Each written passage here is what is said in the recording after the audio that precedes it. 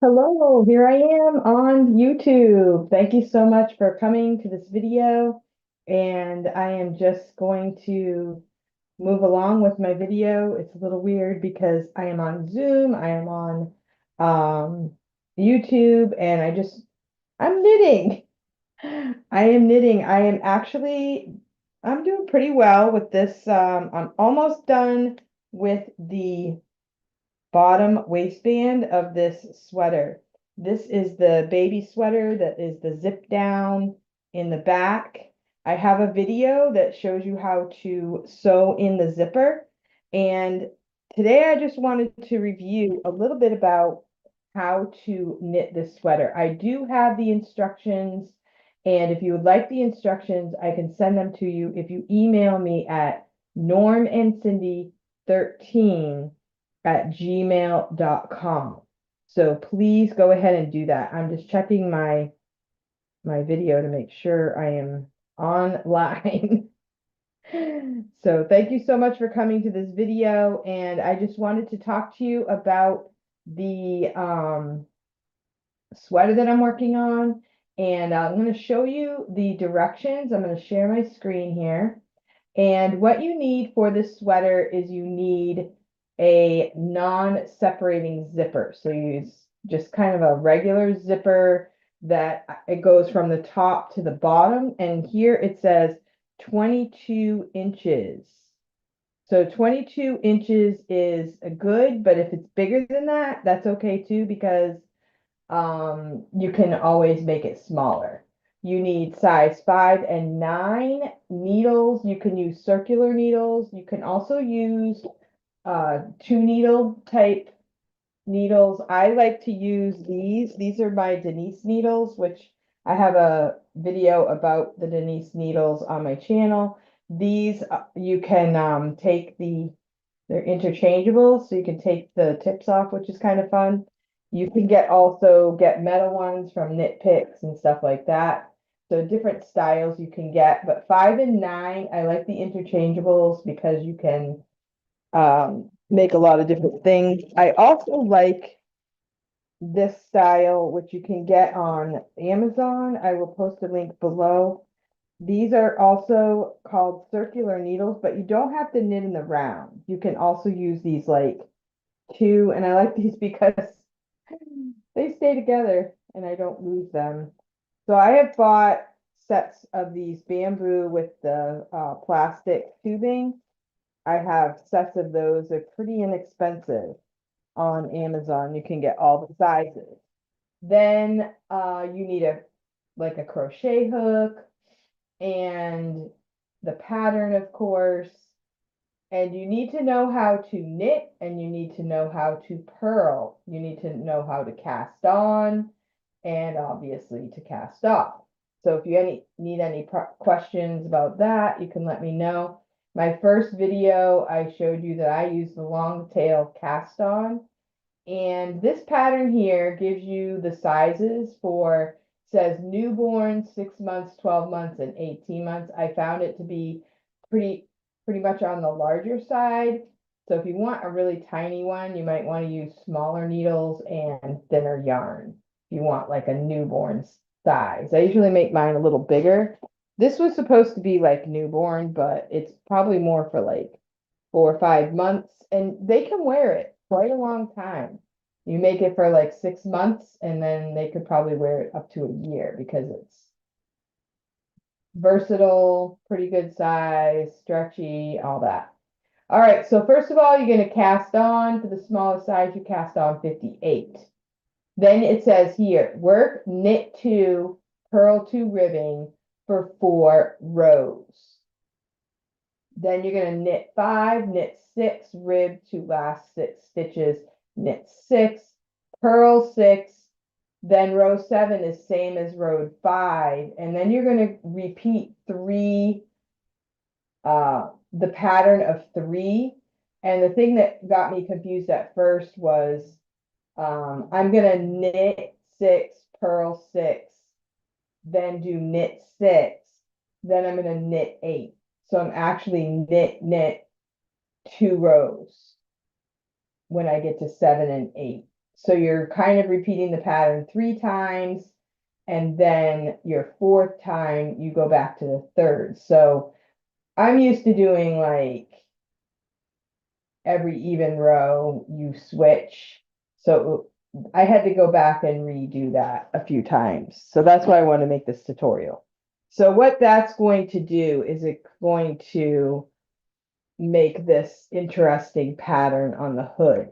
And you are actually doing it flat. So you're going to be doing it flat, and then it makes this, and then you fold it. So I will show you a picture of that. So be careful of those things, and then you're going to continue this pattern 2 more stitches at each end until you have just this part at the top. Okay, so you're going to have, it's going to meet, and it's going to be like this at the top. And you want to end so that the next row you're on a right side row. So it says here, continue, but work 2 more stitches at each end in either knit or purl every 4th row. Do the 3 rows of starting with knit, starting with purl, starting with knit until 2 stitches of ribbing remain in the middle. Cast off, cut, but don't cut the yarn. And then for the neckband, you're going to fold it in half, and you're going to pick up stitches. So you're going to pick up stitches 25 on one side, you're going to make 4, cast on 4, and then you're going to do 25 on the other side. And then you're going to switch to your smaller needles, and you're going to knit 1, purl 1 until you get this band for 12 rows. Okay, so I'm going to show you pictures. I'm going to stop my share here, and I'm going to show you pictures on my phone. Found that to be the easiest way to do it. I'm sure there's other ways, technology wise, but okay, so you're going to start out and you're going to have this type of thing. You're going to do the knit 2, purl 2. So that's what it's going to look like at first for the first few rows. Then you're going to start with the pattern. It's going to look like this. Then you're going to keep going until it looks like this. So you can see that it's all flat. So you're starting at like the front of the hood, you're working your way to the top or kind of like the back of the hood. And there's, what is this? This is the, okay, so that's the ending of this hood. And then the next one is when you fold it in half. That's what it looks like. So it's flat like this. It looks really strange. When I first made this, I was like, how is this a hood? But it's flat. And then once you get it all done, you cast off and then you fold it. And then you're going to pick up stitches, 25 on one side. And you want to make sure you're looking at the front of it, and you pick up stitches so that you'll be knitting across the front of it. One of the sweaters I made, I kind of knitted it. I knitted the seam into the front of the, it doesn't really look too bad, like, but this is what it looks like underneath, and this is what it looks like in the front. So you want to cast on stitches, like start casting on in the front, and then you're going to make 4 stitches so that you have an opening right there. Now I get these little loops right here, haven't figured out how to not get those little loops. I make 4 stitches here, and then I pick up stitches along this way. Now I pick up stitches by using a crochet hook. So I will hold my knitting needles in front of me. I will put my crochet hook in and take a loop of yarn and pull it over and put it onto my knitting needle. And that works best for me. And then when you get to casting on, I just kind of cast on with my thumb, 1, 2, 3, 4, and then I continue. And like I said, you always want to keep it open in the back. So that's what it looks like on the inside, and that's what it looks like on the outside. And I really love, I'm kind of debating, this is for a girl, I'm debating whether or not I'm going to maybe crochet pink along the inside or maybe just leave it the way it is. I think it looks really pretty, and let the mom kind of dress it up if she wants to. So that's the beginning of the sweater, the hood, the neckband. You want to make sure that you pick up stitches so that you're on the front of your sweater, not on the, don't put this on the outside. Now, I do have a sweater. I actually made it. I figured it out that I was doing it incorrectly, but I just kept going with it. And that's this one. You can't even tell. I picked up stitches so that the seam was on the outside, but because you have the bumps in the sweater, it kind of didn't look too bad. And this is the one I entered into the fair. I got a red ribbon. Next year, I plan to do a little better job, and hopefully I'll get a blue ribbon. So thank you for watching, and I'll make another video on the next part of the sweater.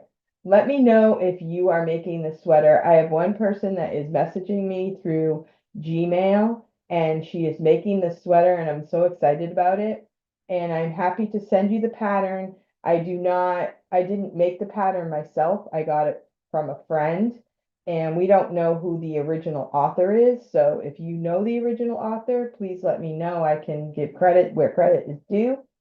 But for right now, it's just basically a sweater that someone I know enjoyed. She gave me the pattern. It was all typed out with check marks for each of the rows.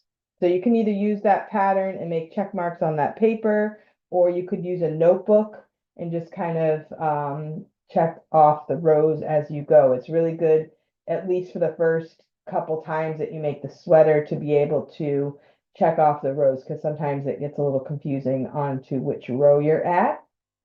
But it is very well loved. The people that I've given this sweater to love it, and the kids love them. When the kids put these sweaters on, they just love them. So this is the baby sweater zip up back.